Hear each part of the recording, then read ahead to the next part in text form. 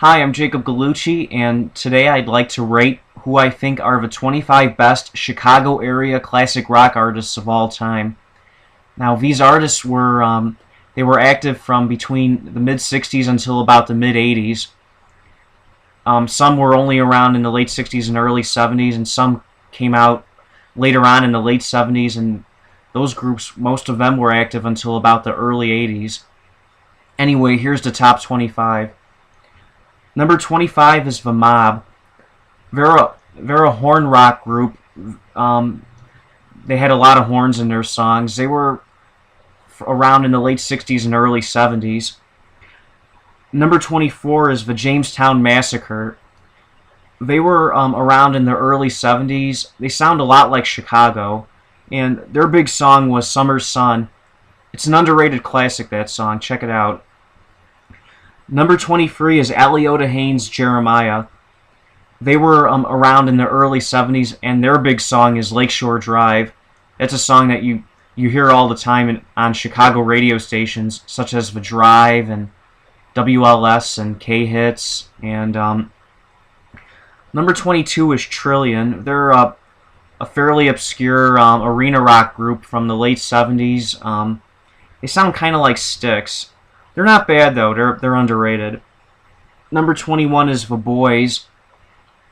They're like a blues rock, boogie rock group from the late 70s. They released one album. It was called Too Wild to Tame. The title track's a pretty good song. Check it out. Number 20 is Hounds. They're a late 70s power pop. No, not really power pop, but I would say like glam rock, hard rock band. They had two albums in the late 70s. 19 is Spanky and Our Gang. They're a sunshine pop, light rock, folk rock group from the late 60s. 18 is Chase. They're another rock group with horns. They're from the early 70s. Their big song was Get It On. It's not related to the T-Rex song Get It On, Bang a Gong. It's a completely different song. 17 is The Kind. They're a power pop rock group from the early 80s. They had two albums. They came out in 1982 and 1983, and they sound a lot like Cheap Trick and Off Broadway. They're similar to those two groups, I would say. They're very good and really underrated. Check their stuff out. Number 16 is Pez Band. They're a power pop group from Chicago from about the mid to late 70s. They're very good too. Number 15 is Shoes. They're a power pop group from the late 70s and early 80s. They're very good.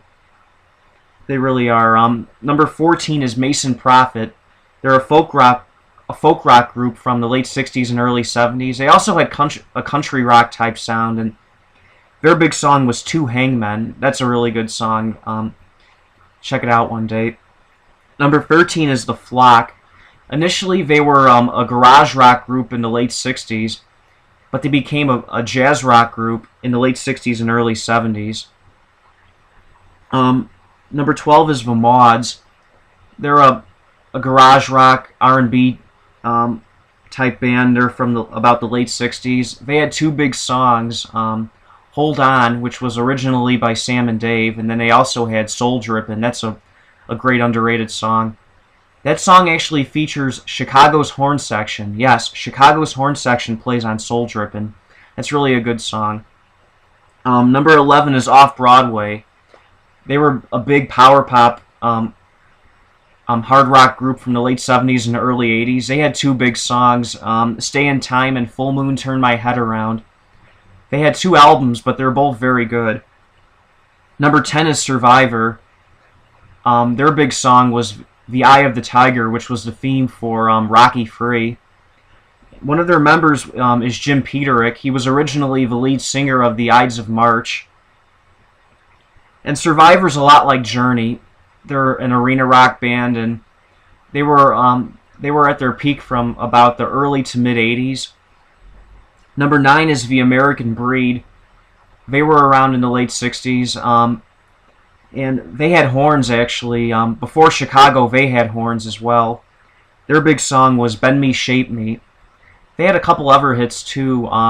Step Out of Your Mind and Green Light. Those are both good songs too.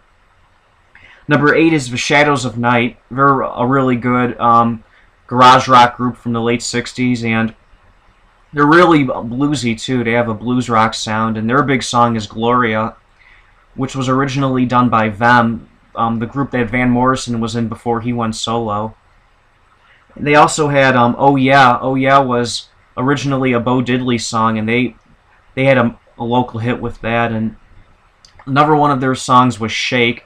That was later on in their career. And number 7 is The Cryin' Shames. They're really good. They have great harmonies. That group. They're a '60s, late '60s garage rock group from Chicago, and some of their big songs were Sugar and Spice, I Want to Meet You, and Up on the Roof. Those are all really good songs. They had other ones too, but those are probably their three best. Number 6 is The New Colony 6. They're very good too. They're a soft rock, garage rock group from Chicago from the late '60s up until the early '70s. They were around a lot longer than a lot of the late '60s groups like the Cryin' Shames and the Mods. The New Colony 6, they were around until about 1974. Some of their biggest songs are Things I'd Like to Say, I Will Always Think About You, and they have Mr. Unreliable is a song by the Cryin' Shames. The New Colony 6 had I Confess as well. That's a good song. Number 6 was New Colony 6. Number 5 is the Buckinghams. They were big in the late 60s. In about 1967, they had horns too. Before Chicago did, they had horns. They had 5 big hit songs in 1967. Kind of a Drag, Don't You Care, Hey Baby, They're Playing Our Song, Mercy, Mercy, Mercy, and Susan.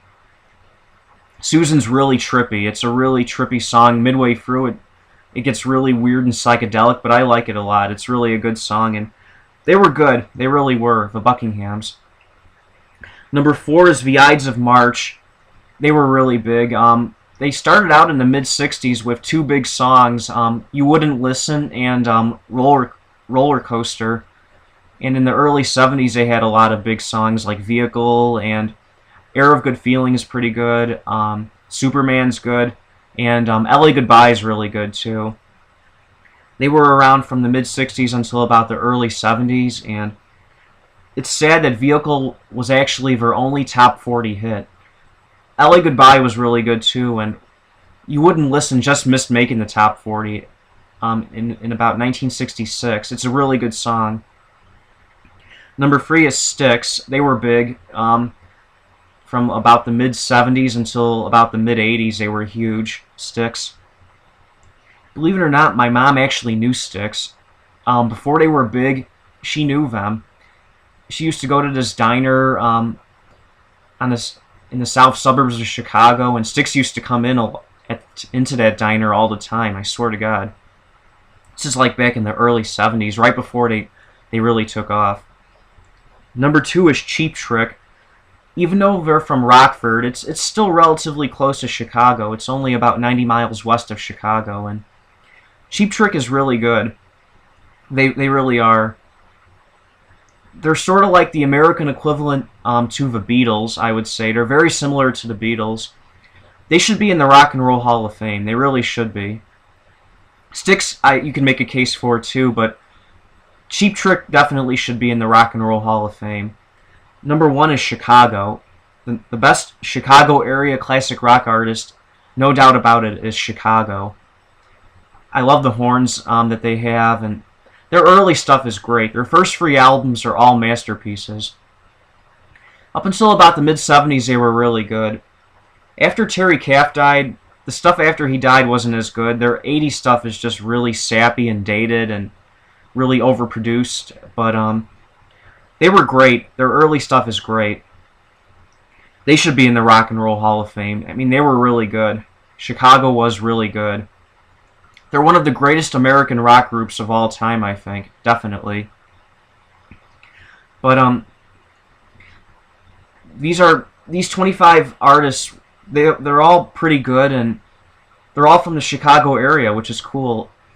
And the Chicago music scene was big from the mid-'60s until about the mid-'80s, and since then there have been other great artists like the Smashing Pumpkins and Wilco, but personally I prefer the earlier stuff, like from the songs that came, the artists that were big from about the mid-'60s until about the mid-'80s. And I gave a list of who I think were the best artists from that era. And if you're not familiar with most of them, check them out. Their songs are on YouTube, and most of these artists have songs that are on iTunes as well. But anyway, I'm sorry for rambling, but I'll be back tomorrow with 2 new videos, and until then, take care.